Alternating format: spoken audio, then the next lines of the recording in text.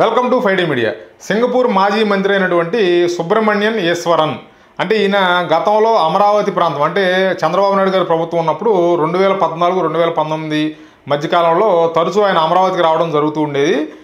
అప్పట్లో ఈ ఈశ్వరన్ అనే పేరు ప్రముఖంగా మన వార్తా కథనాల్లో వార్తాపత్రికల్లో ప్రచురితం అవుతూ ఉండేది. అంటే సింగపూర్ మంత్రి వచ్చి చంద్రబాబు నాయుడు గారిని కలిశారు, ఇలాంటి వార్తలనే మనం తరచూ చూస్తుండేవాళ్ళం. ఇప్పుడు ఏం జరిగిందంటే ఈ సింగపూర్ హైకోర్టులో ఈయనకి 12 నెలల కారాగార శిక్ష విధించడం అయితే జరిగింది. ఈ శిక్షకు సంబంధించిన వివరాలు కనుక మనం చూసినట్లయితే ఆయన 2.5 కోట్ల రూపాయల అవినీతికి పాల్పడ్డారు, అంటే 2.5 కోట్ల పైగా అవినీతికి పాల్పడ్డారని చెప్పి అభియోగాలు రుజువైనాయి అని చెప్పి ఆయనకు శిక్ష విధించడం అయితే జరిగింది. ఈ విషయాన్ని కాసేపు పక్కన పెడితే వైఎస్ఆర్సీపీ సోషల్ మీడియా ఏంటంటే అదిగో గతంలో అమరావతిలో అవినీతి జరిగిందని మేము చెప్పాము, ఇప్పుడు దానికి కారణంగా ఇప్పుడు సింగపూర్ మంత్రికి అంటే సింగపూర్ మాజీ మంత్రి ఈశ్వరన్కి జైలు శిక్ష పడింది, కాబట్టి చంద్రబాబు నాయుడుతో కలిసి ఈశ్వరన్ గతంలో అవినీతికి పాల్పడ్డాడని చెప్పి విష ప్రచారం అయితే బీభత్సంగా చేస్తున్నారు.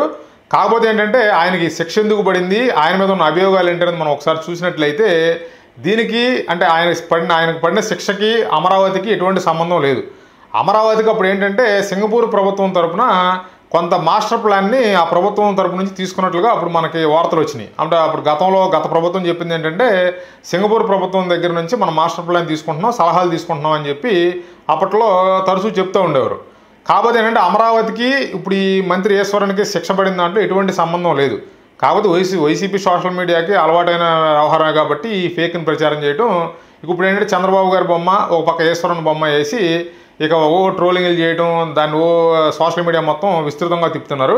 ఒకసారి కనుక ఈయనకి అసలు శిక్ష ఎందుకు పడింది, ఈయన మీద నమోదైన అభియోగాలను కనుక మనం చూసినట్లయితే సింగపూర్లో ఒక ఫార్ములా 1 రేస్ జరిగిందట.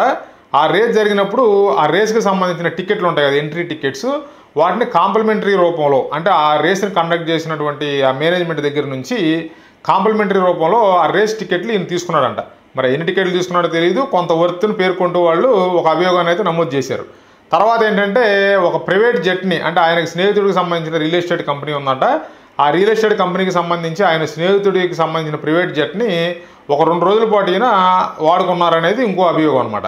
తర్వాత ఇంకో అభియోగం ఏంటంటే ఒక 14 విస్కీ బాటిల్ని ఒక వ్యక్తి దగ్గర నుంచి ఈయన తీసుకున్నారని చెప్పి అదొక అభియోగం. ఇట్లా చూస్తే ఏంటంటే ఆయన మీద నమోదైన అభియోగాలన్నీ కూడా గిఫ్ట్ల రూపంలో ఆయన తీసుకున్నటువంటి వస్తువుల మీద లేకపోతే గిఫ్ట్గా పొందినటువంటి వాటి మీద ఆయన మీద అభియోగాలు నమోదు అవడం జరిగింది.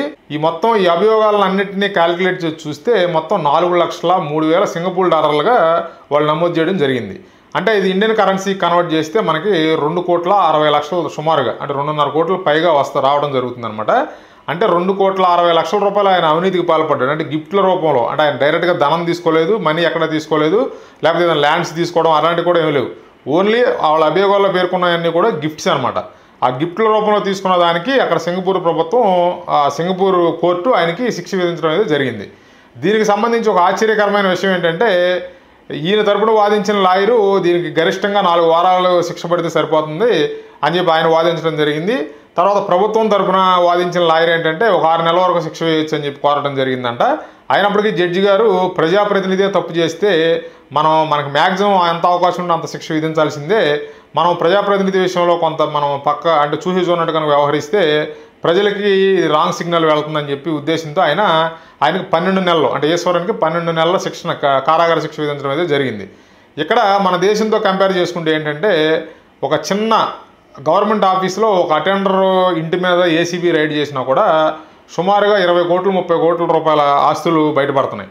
మరి గత కొంతకాలంగా చూడండి మీరు, చిన్న క్లర్కులు చిన్న గుమస్తాల ఇళ్ల మీద లేకపోతే గుమస్తాలకు సంబంధించిన బంధువుల ఇళ్ల మీద దాడులు చేసినా కూడా ఏసీబీ వారు 50 కోట్లు 20 కోట్లు 100 కోట్లు బయటపడిన సందర్భాలు మనం చాలా చూస్తున్నాం. ఇప్పుడు ఈ గవర్నమెంట్ ఆఫీసర్లే కాకుండా ఇప్పుడు ఈ పొలిటీషియన్ పరంగా చూసుకున్నా కూడా వాళ్ళు చేసే అవినీతి అంతా 100 కోట్లు 1000 కోట్లు.